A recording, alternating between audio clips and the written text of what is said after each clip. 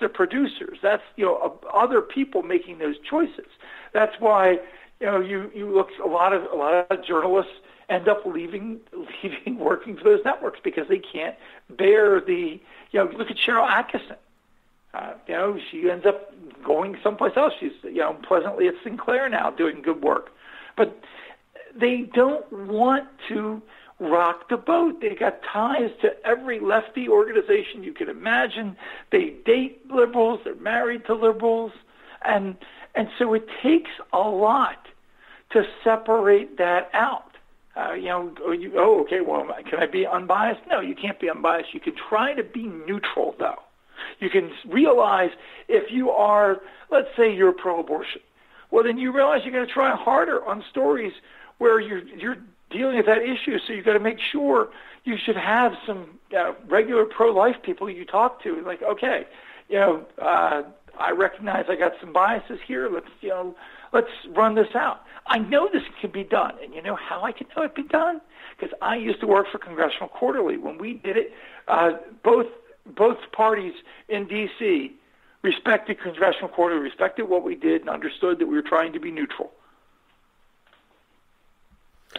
I just can't believe, and the main thing that I've seen with Hillary, especially, why has nobody called her out for not being as accessible as Donald Trump has been? Donald Trump holds press conferences daily, basically. I think the Washington Post did an editorial about that today, but here's what journalists do when they want to make something an issue. They'll run a story, and in that story, talk about, Hillary Clinton hasn't done a press conference in 7 months, hides from the press. Then they run that story. Now, that when they don't want it, when they don't really care, they bury that inside, or they do it on a weekend or whatever. But when they do care, then they follow up the next day. Clinton camp refuses to respond to allegations that they're hiding from the press, and then then they'll do a third day story and talk to congressional supposed supporters of Hillary Clinton, and they'll say, well, how come she hides from the press? And the people, well, I don't want, and you'll look at this, the judge issue. It's a great example. And they will gradually try to peel away supporters away from a politician that they don't like because, by asking them tough questions. And they never do that to her. They don't go around asking about, the emails except to party leaders who always give the same standard song and dance. If they asked about Hillary Clinton's emails and they started going around and say, well, so basically what you're defending is the fact that she lied and, put our military at risk. And, well, no, I'm not defending that. So then you're criticizing her. And they put them on the spot this way. And so what they do is systematically peel away any support. And that's how journalists really pursue a story they want to be big. They want to take down Trump now. They help get him elected or help get him nominated. Now they want to take him down because they desperately don't want to see anybody on the right ever get elected. If the media, forget Democrats, this is not an issue of Democrats, this is an issue of fair play by the media. If the media had their way, the Republican Party would cease to exist. The nation would be a one-party state. It would be a social democratic state, something like Bernie Sanders would create, and that's what they want. They don't want opposition. If you look at their defaults over the last couple of days, BuzzFeed, one of the new web endeavors that is so moronic that it almost defies words. It's like a listicle website for people who don't know it. But nevertheless, BuzzFeed turned down $1.3 million in Republican advertising because they won't advertise. They won't run Republican advertising. Now, the logical reaction to that level of bias. Remember, this is BuzzFeed. I think BuzzFeed is one of the outlets that Trump is not allowing into his events now. I don't know. I know he's not allowing Politico in. But the natural reaction to that from the Republican Party, if they were trying to fight the media, is say, well, okay, we won't talk to any BuzzFeed people. They won't be. They will no longer hold press credentials. And in fact, in another administration, we will no longer ever allow any event that we're at to have BuzzFeed people. including, so even if we do a bipartisan event, BuzzFeed people will not be allowed, or we won't attend. And that's it. And you tell your staff, anybody caught talking to BuzzFeed reporters is fired. And you do it. And you stick to it. And that way, and then you make it clear to donors that you do that, et cetera. I mean, if a media outlet wants to declare war on a political party, well, that goes both ways. But it doesn't in this world. Liberals can do anything they want, and conservatives or Republicans, and believe me, the two are not the same, don't want to fight back. This is the essence of Trump right there. The reason why some people support him, even if they disagree with him in some things, is that he fights back. And so he'll fight the media. Last week, his Tuesday presser, where he kicked the media in the teeth, one of the guys he talked to was this guy, Lamas. And then 2 days later, Lamas is in San Jose, and who's tweeting and posting about how awful what the anti-Trump rioters are doing. That was him. Would he have been as quite so fair and quite so honest if he hadn't been called out by Donald Trump? I doubt it. So can Trump, though, win can he win the presidency by fighting the media, though? I mean, we're talking about how they seem to think that they're decision makers. That's not a policy plan. That's a reaction. That puts people in the seats. I think most of Americans at this point are sick of the media. They're sick of the media influencing our lives. But that's not policy. I think people still want to see, on either side. They want to see how are you going to make things better. There was you see these polls come out or surveys come out, and you're never sure quite how accurate they are. But the survey that said, 2/3 of Americans can't handle a minor financial emergency. Well, then something's wrong in the country if you can't handle a few $100 financial emergency. The media don't want to talk about that. They don't want to talk about how the left have systematically gone to war with coal. Systematically gone to war with coal. It's not the only force that has beaten down coal. Fracking helped and global markets helped, but the left has been anti-coal. The left is anti-industry, and then turns around, we're sorry, there are no manufacturing jobs. They all shipped abroad. Well, why do you think that is, you morons? And so you've got this swath of the country that the media don't care about. And, let's face it, it's mostly poor white, and it stretches from New York all the way down through Appalachia, and down into the South. And the media have just written it off. It's areas that they don't go to. Did you see that? You saw the election results in West Virginia, which is one of the prime areas for this. Yes, absolutely. Like one third of Bernie Sanders people said they vote for Trump. Which is astounding. Absolutely, yeah.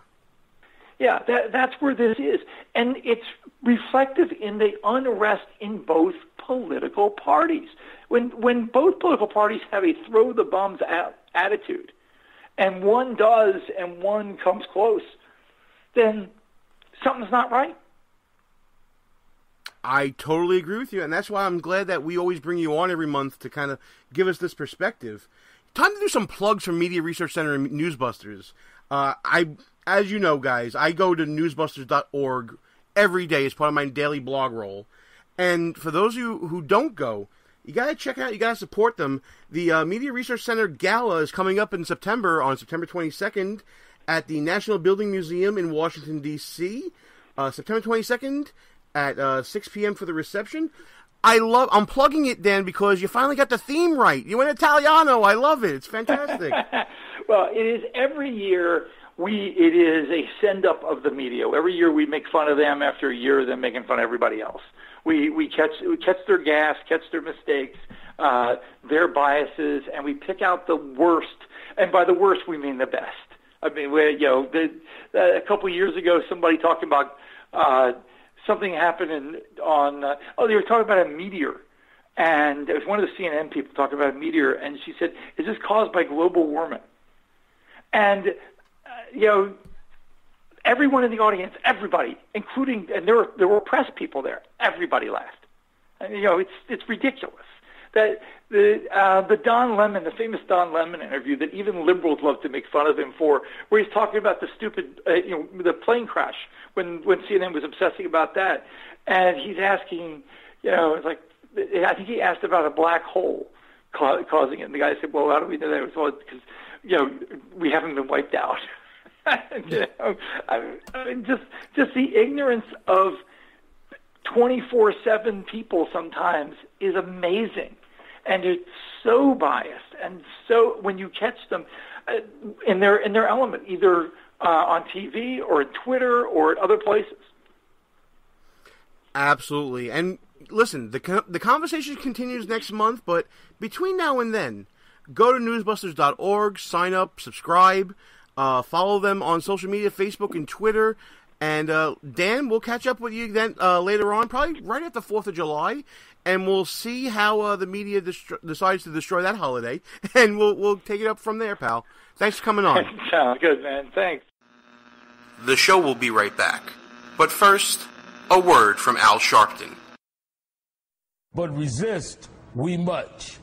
We must. They're all jitty about a shutdown. The tortoise in the race, then co-author of Hubris. U2 lead singer Bono, Fran Drescher, Sigourney Weaver, suspect Jahar Tsarnaev, Rush Limbaugh. Rush Limbaugh, the show Rush Lombard hosts Supreme Court Justice Sonia Sotomayor. Is Mike Muckery yesterday, Antonin Scalia, Kim Kardashian, and the Republican candidates, both Cairo and Benghazi. We rank behind Lavita. First stop, Kazakhstan to college students in Beijing. He's getting lunch at Chipotle in Iowa. Bain is appropriate. The GOP's tax day giveaway to millionaires. Why was traffic problems email sent? The Environmental Projection Agency. And what sequestration has done. But wait, there's more.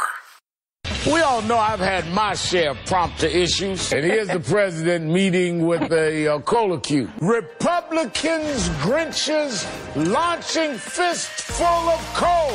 Copies of the new issue of Charlie Hebdo. He also goes by the name Michael Zahabilba. 26-year-old Nina.